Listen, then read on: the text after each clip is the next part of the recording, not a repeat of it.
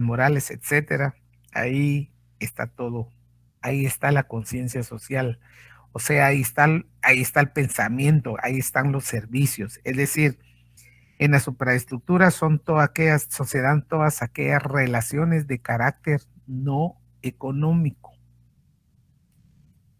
¿Se explica? Ahí está la presidencia, la vicepresidencia, ahí están los ministerios, ahí están las secretarías, ahí está todo el andamiaje, ¿verdad? Todo lo que presta Casi no se servicio. escucha, Lick. Permítame.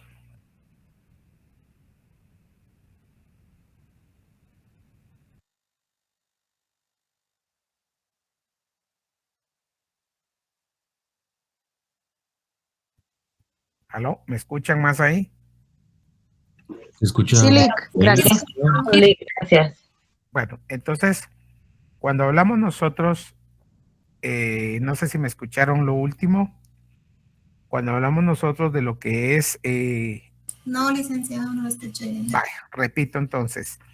Entonces les decía que cuando hablamos del modo de producción, debemos de tener presente dos cosas, que acá se dan las relaciones de celas de producción asentadas en las fuerzas productivas.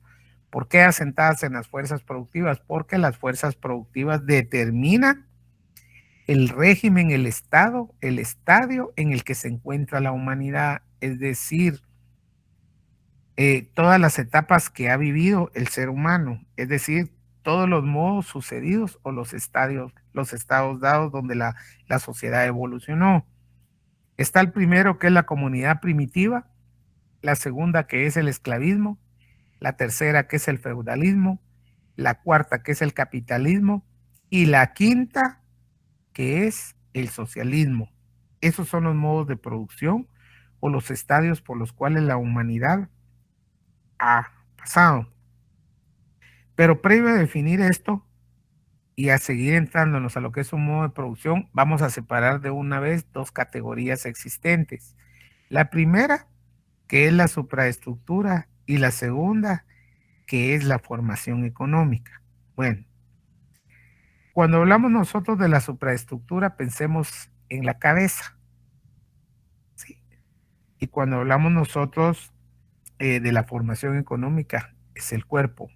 Ahora, ahí en la supraestructura se definen todas las relaciones de carácter no económico.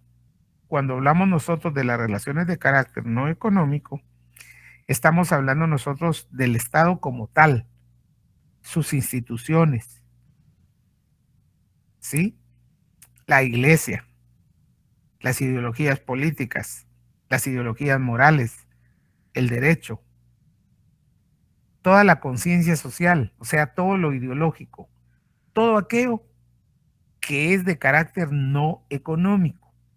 O sea que en esa parte de la supraestructura, ahí solo se dan direcciones, ahí solo se dirige, ahí solo se dice el qué hacer, pero donde se produce riqueza, donde realmente se dan las relaciones sociales de producción, donde se da esa relación de hombres en un proceso productivo, es en la formación económica social.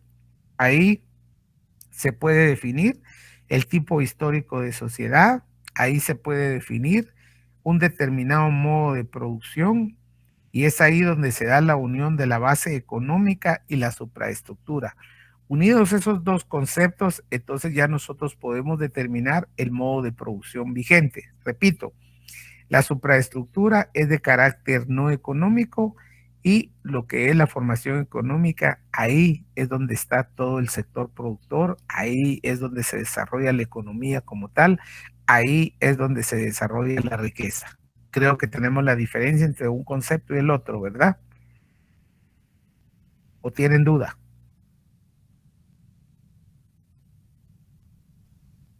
No, Lick, todo bien. Bien. Todo claro. Entonces, tenemos nosotros acá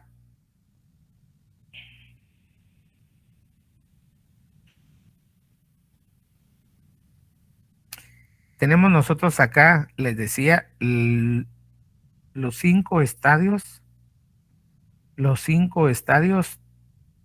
donde la humanidad se ha desarrollado. Entonces, el primero es la comunidad primitiva. Bien. Cuando nosotros hablamos de la comunidad primitiva, estamos hablando nosotros de la primera forma de organización social.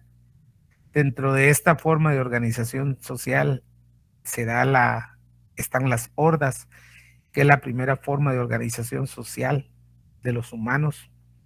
Luego sigue la gens, que son varias hordas. Luego siguen las tribus, luego se dan las confederaciones de tribus y por último surge lo que es el Estado. Pero bueno, vamos al principio. Dentro de la comunidad primitiva hay características y hay 3 etapas. Las características generales es el proceso de hominización, es decir, se dice que el hombre, nosotros somos descendientes del mono, esta es la teoría que hay, científica, y nosotros acá se da el proceso de bipedestación, que es cuando el hombre se separa separa sus manos de la tierra y camina de una manera erecta, ¿verdad? Por otro lado, ya comienza a darse el lenguaje articulado, o sea, ya hay cierto lenguaje, pero no desarrollado. Y las tareas económicas básicamente era una sola, la obtención de alimentos. Eso sería en términos generales. Ahora, dentro de las 3 etapas que se dieron de la comunidad primitiva, está la etapa eolítica, está la etapa paleolítica y está la etapa neolítica. Bien, si nosotros vemos esas 3 etapas, tienen sus diferencias. En la etapa eolítica, lo que más resalta acá es que se utilizaban piedras y palos de forma natural, o sea, las piedras y los palos en cierta medida les servía para defenderse o les servía para cuando tiraban palos y lograban botar frutos, porque básicamente la actividad económica era esa, la recolección de alimentos. Ahora, esta recolección de alimentos la hacían de una manera rústica porque no tenían mayores instrumentos, casi solo vivían de lo que es los frutos y lo que la naturaleza podía dar. Carroñeros se les decía que eran porque solo podían comer carne, no tenían aquellos instrumentos para caza porque eran en ese tiempo, en la prehistoria, pues todo era grande, ¿verdad? Entonces se les hacía difícil. Esas son las características dentro de la etapa paleolítica, que es la segunda etapa. Aquí ya hay un cierto avance porque ya elaboran hachas, mazos, lanzas y cuchillos. ¿De qué forma? Ya las piedras ya la tallan, hacen el talle de la piedra, la pulen para hacerla delgada y que pueda cortar. El mazo pues era una piedra con un palo que ya lograban ellos amarrarlos y ya se miraban lanzas y cuchillos, pero les repito, todo era de piedra pulida, ¿verdad? Desgastada. Un acontecimiento muy grande fue el descubrimiento del fuego, porque a raíz del descubrimiento del fuego, pues ellos ya aparte de lo que les provocaba el calor, porque era una época, eran climas o eran muy calientes o eran muy fríos, y esto básicamente lo que hizo es que estos humanos fueran más sociales, y el fuego tiene esa característica que donde hay fuego, ahí están las personas cerca, se daban calor, cocían determinados alimentos y eso hizo que el hombre socializara más en grupo.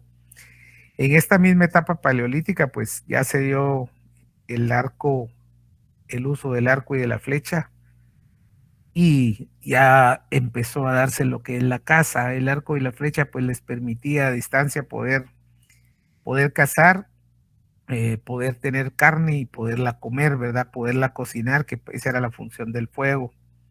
Existe una tercera etapa, la que es la neolítica, que aquí es donde entra en auge este modo de producción, pero cuando un modo de producción entra en auge, eso viene a ser su decadencia para seguir evolucionando más y más.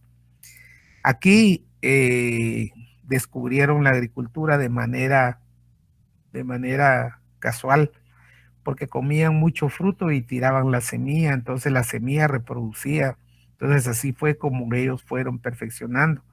A raíz que ya podían cazar, pues se dio también el descubrimiento de la ganadería, de ciertos de ciertos animales de pequeña dimensión, y eso hace que surja la primera división social del trabajo.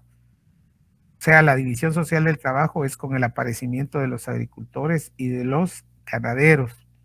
A eso se le llama. Surgen también los artesanos, que los artesanos son los que perfeccionan el cuchillo, la flecha, el arco y todos esos instrumentos, y algunos muy rústicos de labranza que sirven para la agricultura, y ciertas cosas que se usan para la ganadería.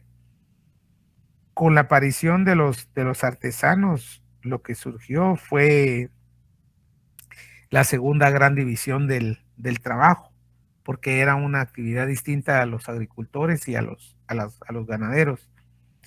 Las mujeres de forma casual, de forma casual, forman la horticultura, ¿verdad? Y a raíz de que ya se hacen muchas actividades agrícolas, ya se divide el trabajo. O sea, a esto se le conoce como la división natural. La división natural del trabajo es el trabajo hombre-mujer. Lo que hacen los hombres y lo que hacen las mujeres. Las tareas más duras, pues las hacía el hombre, como la caza y la pesca, que se desarrolla, y la mujer, pues a actividades agrícolas y algunas ganaderas. Bien, entonces acá en la tierra cada vez era de más uso dentro del humano. Entonces aquí la tierra era propiedad comunal. Al decir propiedad comunal es que pertenecía a esa comunidad, ¿verdad? A esa comunidad. Después de eso se da aquella descomposición del régimen, porque ya el régimen era, esa comunidad primitiva ya se quedaba corta. ¿Por qué? Porque los que se dedicaron a tareas fuertes como la caza, esos eran líderes, eran estos se ponían o se anteponían por la cuestión de su fuerza, sus destrezas y sus habilidades, y esto los hacía ser líderes dentro de esos grupos. Entonces estos comenzaron a reunir riqueza, a tener ganado, a tener tierras, y esto dio motivo a que siguiera evolucionando, ¿verdad? Entonces ya ese régimen se quedó pequeño. Entonces, a raíz de todo esto, de todas esas propiedades, se necesitaba cierta certeza, si ustedes quieren decirle así. Se necesitaba que alguien garantizara y que alguien reconociera que eso era propiedad de esas personas, como les digo, de esos caudillos, de esos guerreros. Entonces, a raíz de eso, pasamos ya a un modo de producción esclavista, porque en esa fase de descomposición de la comunidad primitiva comenzaron las guerras entre tribus. Después de la confederación de tribus se dieron guerras. Entonces los perdedores pues perdieron sus propiedades y se convirtieron en esclavos. Entonces, después de la confederación de tribus forman lo que es el Estado. O sea, el Estado se forma con el aparecimiento de la propiedad privada. Pero cuando hablamos de propiedad privada estamos hablando de todo, ¿verdad? Todos aquellos bienes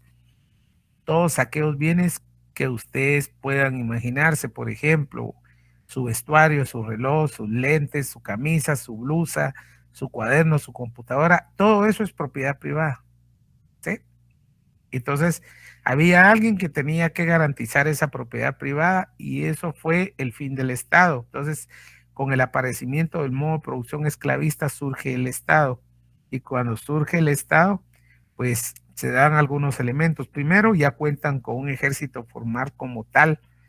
La época floreciente del esclavismo, podemos pensar en Roma, podemos pensar en Grecia, podemos pensar en Persia, podemos pensar en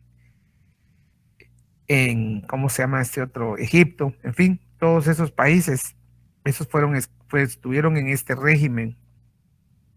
Aquí la agricultura pues se perfeccionó definitivamente, y lo que da lugar a que surjan las economías familiares. Cuando hablamos de las economías familiares, estamos hablando de aquellas unidades económicas que ya producen para consumo interno, para poder intercambiar y tener alguna ganancia, porque aquí ya se utilizaban la moneda oro, ya había monedas de oro, monedas de plata y monedas de bronce, ¿verdad? Entonces ya se podía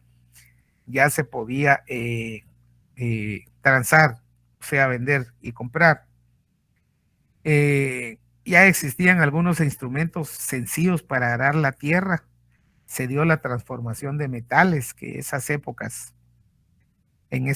sí todo era de metal, el cuchillo, la espada, ciertas cosas que se utilizaban incluso tanto para las guerras como para los trabajos en las unidades económicas familiares, y surgió la propiedad privada. Yo les decía que con el surgimiento de la propiedad privada le da vida al Estado, ¿verdad? Aquí las guerras eran necesarias para atesorar, para tener riqueza, y lo más importante, para hacer esclavos. Porque acá, en lo que es el modo de producción esclavista, la diferencia con el modo de la comunidad primitiva es que aquí hay esclavos y hay esclavistas. O sea, es la primera gran división social de la humanidad, el esclavista y el esclavo. El esclavista, que era el dueño de la tierra, todos los medios de producción y hasta del propio esclavo, y el esclavo era únicamente dueño de su trabajo, ¿verdad? Entre comillas. Luego, esto hace que la fuerza de trabajo sea 100% esclava. Se dio la producción mercantil simple, lo que yo les decía, las unidades familiares que producen para consumir, autoconsumir, y aquel excedente que tenían lo utilizaban para comercializar. El régimen era patriarcal, se refiere a que básicamente los gobernantes eran varones, ¿verdad? Hubo una época en que gobernó la mujer, pero habían tareas muy fuertes que en aquel tiempo no se podían, como por ejemplo la casa, ¿verdad? Y otras muy pesadas. Entonces el régimen aquí sí era definido, era patriarcal.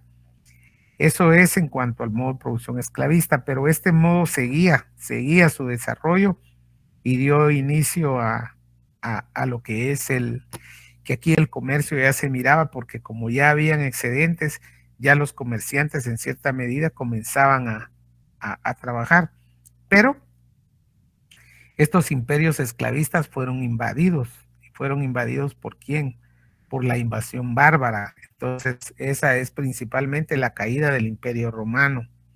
Entonces, acá los ganadores, o sea, los jefes militares, se constituyeron en monarcas. Aquí ya cambia. Entonces, ya la propiedad de la tierra se le conoce como feudal, la propiedad feudal de la tierra. Acá, al decir la propiedad feudal de la tierra, también era propiedad privada. Aquí los artesanos llegaron a su máxima expresión.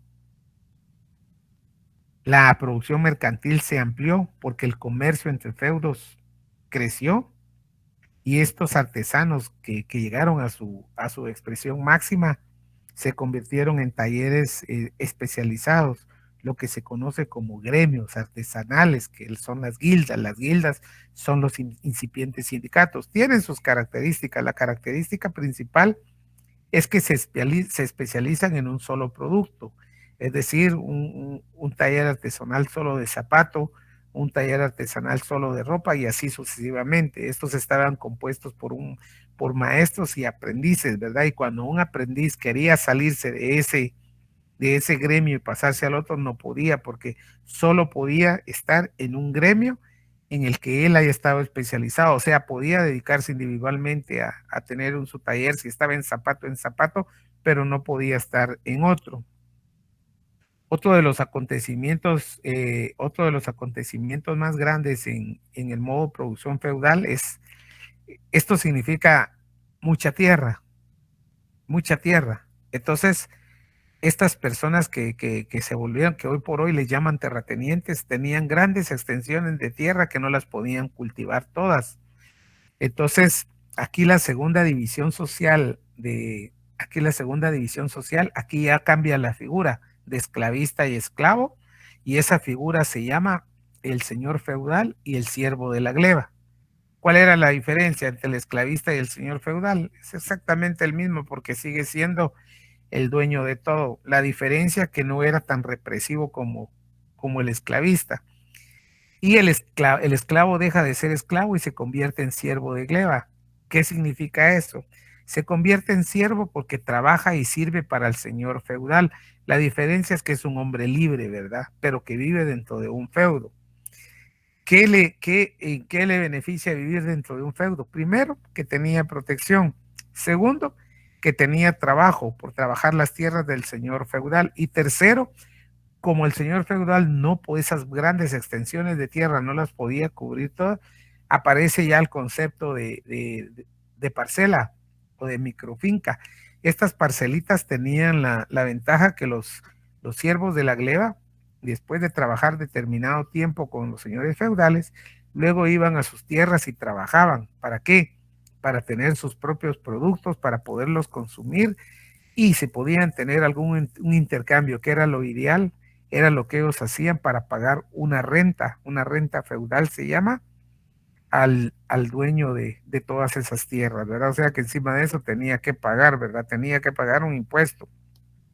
Bueno, acá en esta época, otro de los fenómenos que se dio fue que la ideología dominante en esta época feudal fue lo que se le conoce como religioso. Acá la iglesia era la que tenía el dominio de toda la ideología en esta época, y eso lo vimos mucho lo hemos visto en esas historias, en esas películas que se habla donde ustedes lo han visto en la televisión. Ahí se ven esos grandes castillos y se ve que el poder de la iglesia era enorme, ¿verdad? En esos tiempos, cuando nosotros fuimos conquistados acá por los reyes católicos, se recuerdan en los requerimientos, lo van a ver ustedes. 3 preguntas le hacían al nativo.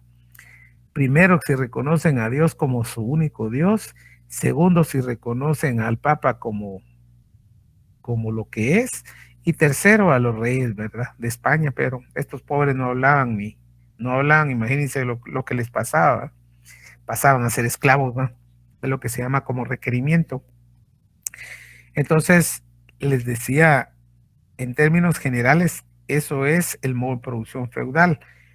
Pero aquí se dan unas cosas muy importantes. Primero, que todos estos caudillos, estos jefes militares que se convirtieron en monarcas, fueron varios. Pero habían varios feudos, podían ser 5, 6 o 7 señores que eran los que mantenían el reino. Pero el reino estaba concentrado en una sola persona, que era el rey, era el monarca, pero este no tenía tierra. A este lo sostenían. La idea es que la iglesia lo sentó. La iglesia lo sentó, que por origen divino él tenía que ser el que tenía que tener el control sobre todos los reinos que hacían uno solo, ¿verdad? Tienen el ejemplo del rey que se llamaba Juan Sin Tierra, que le llamaban en tiempo de Robin Hood. Eso existió. Le decían Juan Sin Tierra porque no tenía tierra. Pero, y en fin, todas esas cuestiones, el control que tuvo la iglesia católica, toda esa presencia se vio en todo el mundo. Acá se ve, hay mucha iglesia. Se ve todo lo que dejaron acá los españoles. Y entonces todo eso en Europa estuvo bien marcado, y estuvo aquí en América igual, cuando fue conquistada. Entonces, a raíz de toda esa descomposición que no se detiene en el feudalismo, lo que se asentó fue en lo que es el comercio. El comercio ya entre reinos fue bastante, que surgió la clase de comerciantes, que esto era una élite, y eso empujó a que el comercio se volviera más dinámico. Y cuando el comercio se volvió dinámico, vino y está surgiendo una nueva clase, la clase burguesa. Entonces de la clase burguesa nacen los banqueros, y de los banqueros aquí vienen los capitalistas, y aquí entramos ya a ver lo que es el plano del modo de producción capitalista. Son 2 planos propiamente. El primero, que es el cultural, que es la época del Renacimiento y la época moderna. Y en el plano económico, el mercantilismo, que les decía que el mercantilismo, quien le dio vida fueron los comerciantes. El mercantilismo es una corriente económica que se centra que las naciones son ricas cuando se da el atesoramiento de los metales preciosos. Ustedes lo van a leer también aquí, eso les va a quedar como tarea. Y luego tenemos nosotros, que ya existen en la fase incipiente del capitalismo, las pequeñas factorías. Aquí en las factorías habían de tipo agrícolas y habían de tipo comercial, pero lo más importante acá era que aquí ya dejó de ser el señor feudal y el siervo de la gleba. Aquí ya nació lo que es el capitalista, que es el dueño de los medios de producción, y el obrero asalariado, que ese sí era dueño de su trabajo, y por trabajar él recibía un salario, por eso se le llamaba en ese entonces obrero asalariado. Y luego, como el comercio seguía revolucionando a un ritmo bastante acelerado, como les decía, ahí nació el régimen burgués. El régimen burgués son los comerciantes. Y ahora, ¿quiénes son esos burgueses? Bueno, estos burgueses son los dueños de los bancos, ¿va? Son banqueros, estos ya utilizaban su dinero. Entonces, al dar su dinero para que lo utilizaran, las manufacturas aparecieron ya las manufacturas de tamaño mediano y grande, y apareció lo que es el crédito y la usura, porque si había banco era para prestar plata, ¿verdad? La plata se usaba para producir, la plata se hacía para ir poniendo manufacturas, y eso fue lo que le dio dinamismo. En la segunda etapa del capitalismo aparece lo que es la edad contemporánea. Bueno, cuando estamos nosotros en edad contemporánea, aquí el control político ya cambia. Aquí el control político ya lo tiene el sector empresarial. Aquí en Guatemala se ha oído mucho, ¿verdad? Ustedes han oído hablar del CACIF, lo han visto en noticias, lo han visto en televisión, en muchos lados, ¿verdad? Aquí ya la maquinaria ya no era movida por fuerza humana, sino era hidráulica, o sea, por vapor, y luego pues eléctrica. Aquí el mercado dejó de ser solo entre nacional, ¿sí? Ya dejó de ser nacional y se volvió internacional. Eso es cuando ya entra su auge lo que es el capitalismo. En esta fase predomina ya el capital financiero. ¿Y qué es el capital financiero? No es más que la unión del capital bancario y del capital industrial. Sea la sumatoria del capital bancario y industrial, hacen lo que es el capital financiero. Bueno, surge además la globalización económica.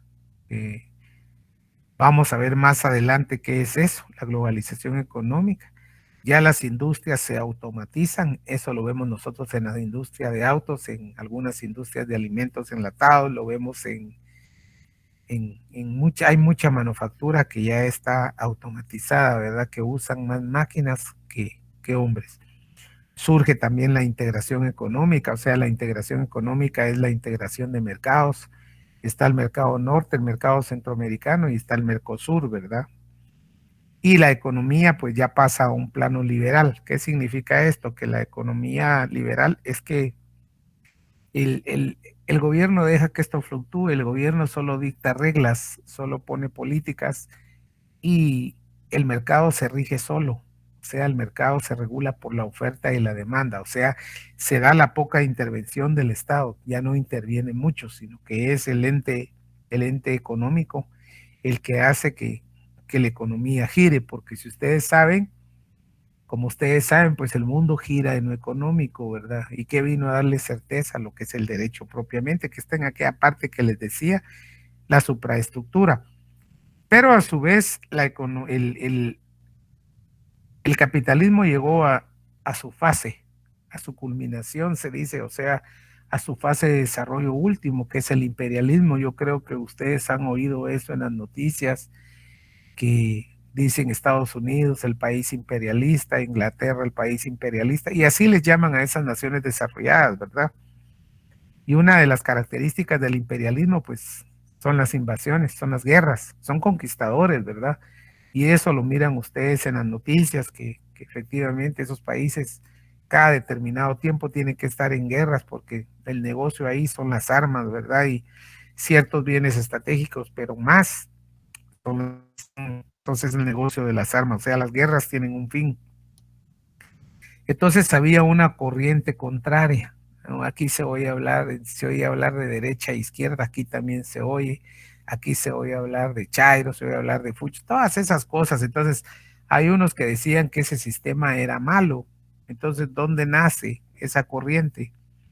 Esa corriente socialista nace en Rusia después de la revolución bolchevique de 1914, donde le dieron golpe a los zares y comienza pues Entonces aquí la propiedad ya deja de ser privada, ¿sí? La propiedad deja de ser privada y se convierte en propiedad social. Recuérdense, la comunidad primitiva, la propiedad es comunal, esclavismo y feudalismo es privada, capitalismo es privada, y lo que es socialista, la propiedad es social. Y esta producción, o sea, la propiedad social sobre los medios de producción, se plantea en dos etapas. La primera, que es la dictadura del proletariado, y la segunda, que es su culminación, o como el capitalismo llegó al imperialismo, los socialistas llegan al comunismo, ¿verdad? Entonces, aquí estamos nosotros ante dos disyuntivas de corriente, tanto la capitalista como la socialista, que tienen su diferencia. La propiedad de una es privada y la otra es social. Bueno, la primera etapa del socialismo, la dictadura del proletariado. ¿Por qué se llama dictadura del proletariado? Porque se supone que es el pueblo el que tiene que comenzar a dictar ciertas normas, ciertas conductas, cierto tipo de producción. Aquí la producción ya no es económica, sino la llaman producción social, ¿verdad? Solo le cambian de nombre.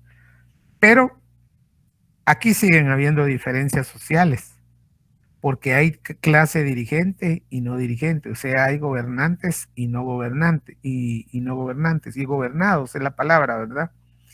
Aquí hay unas fases bien importantes, a cada quien según su trabajo, o sea, dependiendo de lo que ustedes, el trabajo que ustedes tengan del Estado, el papel que ustedes desarrollen siendo parte del Estado y su trabajo, así van a tener. Y luego a cada quien según sus capacidades, ¿verdad? O sea que hay unas personas más capaces que otras por posibilidades o por muchas razones. Entonces estas dos frases son las que llevan a decir que sí siguen habiendo diferencias sociales en la primera fase del socialismo, que es la dictadura del proletariado. Por otro lado tenemos el comunismo. Aquí se supone que ya no hay ausencia ya no hay diferencia de clases, ya no hay ninguna diferencia social, aquí todos son iguales. Aquí ellos hablaban de un principio, a cada cual según su capacidad y a cada uno según sus necesidades, pero esto no dice mucho, ¿verdad? Porque siempre tiene que haber clase dirigente, siempre tiene que haber clase dirigente y clase dirigida, o siempre van a haber gobernantes y gobernados. Y si hablamos en historia del comunismo, pues yo no sé si ustedes me pueden dar ejemplos, si hay países comunistas como tales, porque tienen una característica bien simple y es la primera. Si alguien me puede dar un ejemplo de un país comunista. China, Nicaragua, Cuba. Bueno, vean pues, usted me mienta China, Nicaragua, Cuba, algunos Corea del Norte y así, hay muchos países, pero no son comunistas. Porque fíjese que el comunismo tiene una característica bien importante. La primera característica que tiene es que ya no usan moneda, porque se supone que todos son iguales, ¿o no? Se supone que ya no hay diferencias sociales, entonces moneda ya no se necesita y la producción se divide entre todos, ¿verdad? De acuerdo a sus necesidades. Estos países, en el caso de China, en el caso de Cuba, en el caso de Nicaragua, en el caso de Venezuela, estas lo que son dictaduras. Son dictaduras consentidas, les llamo yo, porque las instituciones o los sectores lo toleran o lo permiten, ¿verdad? No hay oposición política. Recuérdense, China solo gobierna un partido, no hay oposición política. En Corea del Norte es familia. Nicaragua, que es lo más cercano, Daniel Ortega, miren cómo ha venido prolongando, hizo modificaciones en la Constitución y tiene control de todo. Ahorita lo último que hizo fue que declaró a la iglesia no grata y la está sacando del país, ¿verdad? Porque para esos países socialistas o que están en esas vías siempre han dicho que la religión es el opio de los pueblos, ¿verdad? Porque mantiene a los pueblos dormidos. Pero realmente el capitalismo como tal no existe. y esas corrientes se quedaron porque el primero que aceptó que eso no funcionaba fue cuando las repúblicas socialistas se desintegraron en tiempo de la perestroika, ¿cómo se llama? Gorbachov. Entonces ahí se dio cuenta que el sistema no funciona, ¿verdad? Y lo que ellos vaticinaron, porque desde el tiempo de Marx hasta Stalin había otro en medio, que no me acuerdo ahorita el nombre, se hablaba de que el capitalismo pues tenía que caer, ¿verdad? Entonces yo creo que no, yo creo que aún está ahí y esos países, el capitalismo, todos estamos, si ustedes quieren, inmersos en eso. Entonces yo les hago una pregunta a ustedes, caso Guatemala, ¿dónde lo ubican ustedes? Según lo que hemos platicado.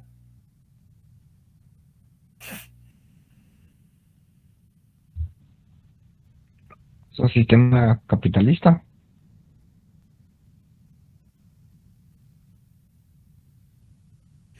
Ajá, ¿alguien más?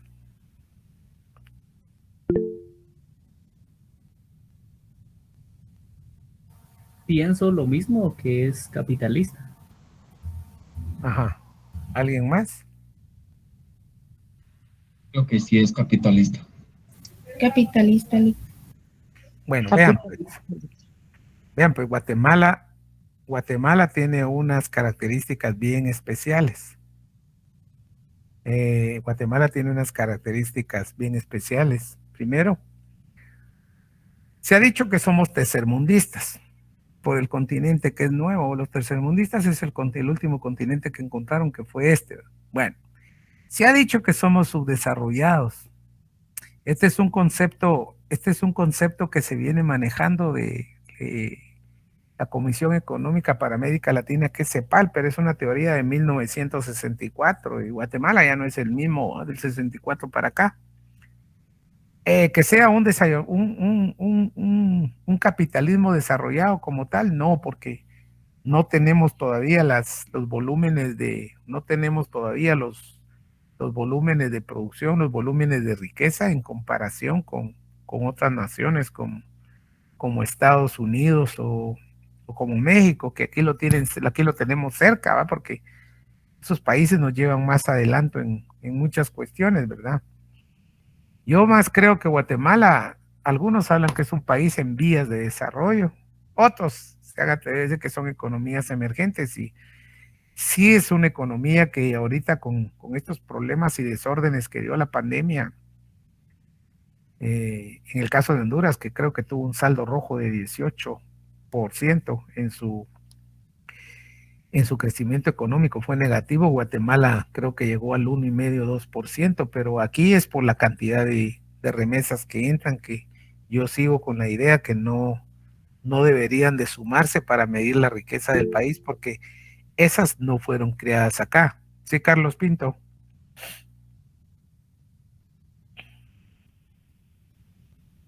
Yo creo que Carlos Pinto quería hablar. ¿Me escucha? Disculpa. ¿Cómo? ¿Me escucha? Sí, le escucho. Sí, perdón, es que tenía los inalámbricos. Le comentaba, yo tengo una duda. ¿Será que nosotros estamos con un gobierno que es una dictadura, ya que de cierta forma, pues vivimos engañados y terminan siendo los mismos gobernantes y los que están apoyando siguen siendo los mismos y venimos con los mismos, solo cambia la cara, se puede decir, pero siguen mandando los mismos. Ellos hacen sus leyes a su conveniencia. Prácticamente todo lo que hemos vivido últimamente, en los últimos años, ha sido causa y efecto de las mismas personas con diferente cara. Entonces mi duda será que vivimos en una dictadura indirectamente, derivado a que la misma gente que siempre está, siempre es lo mismo. Esa duda la tengo, de hecho, desde hace algún tiempecito, ¿verdad? Vaya, cuando hablamos nosotros de dictadura, estamos hablando nosotros de una concentración de poder, ¿va? Y cuando hablamos de una concentración de poder es que se tiene todo. Se tiene el sector justicia, se tiene el sector, se tiene al organismo legislativo, al judicial, y por ende el ejecutivo. Se cuenta con todas las fuerzas de seguridad, o sea, todas las instituciones están concentradas. No es una dictadura como tal, porque son solapadas en el sentido, de que son estáticas, es decir, que duran 4 años. Lo que pasa que, si usted se da cuenta, ya vamos a vivir una época electoral, ¿verdad? Ya vamos a vivir una época electoral. Entonces esta época electoral todos acudimos a las urnas. Tenemos que votar, ¿va? Que decidamos por quién es una cosa, pero de que el sistema pueda cambiar se necesitaría de muchos. De Guatemala, yo considero que necesitaríamos trabajar unos 30 años bien trabajados para poder hacer algo por la nación, ¿verdad? Sería cuestión. El problema es que el sistema político es el mismo. O sea, debería de cambiar la forma de elección, debería de no existir la reelección. Hay muchas cosas de vicio que se tienen que corregir, pero la característica de la dictadura es que hay concentración de poder y no hay elecciones dentro de 4 años, sino que eso sigue. Si no, mire a Ortega, si no, mire en el caso de que ahí alguien mencionó a China, yo le podría decir Corea del Norte, ¿verdad? Que ahí las familias heredan, ¿no? O sea, es bien difícil determinar que sea una dictadura transitoria por la concentración de poder que está ahorita, o que sea solapada porque hay consentimiento de las instituciones. Eso es una cosa distinta, pero como tal no se da, porque cada 4 años acuden a las urnas, ¿no? Acudimos, porque es un deber ciudadano que hay que hacerlo, ¿verdad? Esa sería mi respuesta que yo le doy. Gracias, licenciado. Ahora, en cuanto al caso guatemalteco, pues quiero que ustedes lo ubiquen, porque hay algunos resabios feudales, como por ejemplo esos movimientos de gente en el corte de café y en el corte de caña, ¿verdad? Hay muchas cosas, muchas características que tiene nuestro pueblo.